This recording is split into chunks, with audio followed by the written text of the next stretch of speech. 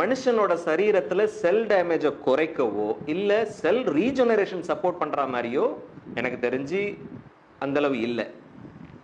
அப்போ சப்ளிமெண்ட்ரி கேட்டகரியில் அந்த மாதிரி இல்லை. பட் இந்த STC30 என்ன சொல்கிறாங்கன்னா, இதில் வந்து 2 முக்கியமான இன்க்ரீடியன்ஸ் இருக்குது. ஃபைட்டோசெல்டெக் அப்படின்னு சொல்லக்கூடிய ஒரு டெக்னாலஜி.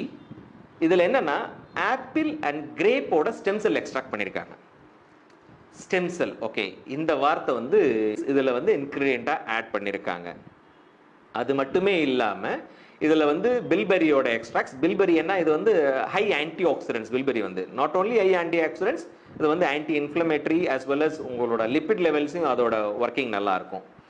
ஸோ அது மட்டுமே இல்லாமல் பிளாக் கரண்ட்டோட எக்ஸ்ட்ராக்டும் இருக்குது. இதில் வந்து அந்த பில்பெரி, பிளாக் கரண்ட் இது ரெண்டும் செகண்டரி ஃப்ரீ ரேடிக்கல்ஸில் ஒர்க் பண்ணக்கூடிய இந்த ஆன்டி ஆக்சிடென்ட்டோட ப்ராசஸுக்கு இது ஹெல்ப்ஃபுல்லாக இருக்குது.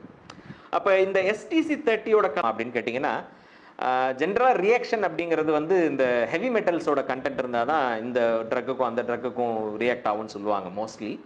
இல்லையா, நீங்கள் எடுக்கிறதுல செடிமெண்ட்ரேஷன்ஸ், அதாவது உள்ளே போய் படிகிற விஷயங்கள் இருந்துச்சுன்னா கிட்னியில் டிஸ்டர்ப் ஆகும்னு சொல்லுவாங்க. ஸோ இது எல்லாமே வந்து பார்த்தீங்கன்னா பியூர்லி எக்ஸ்ட்ராக்ட்ஸ், ஃப்ரூட்டோட எக்ஸ்ட்ராக்ட்ஸ் தான். ஸோ அதனால் இதில் வந்து செடிமெண்ட்ரேஷனோ ஹெவி மெட்டல்ஸோட ப்ரெசன்ஸோ இல்லை. இதனால் ஒரு மற்றதோட அட்வர்ஸ் எஃபெக்டோ இல்லை. அந்த மாதிரி எதுவுமே இது வரைக்கும் அப்சர்வ் பண்ணப்படலை. இன்னொன்று, இது வந்து லைக் நீங்கள் இப்போ நம்ம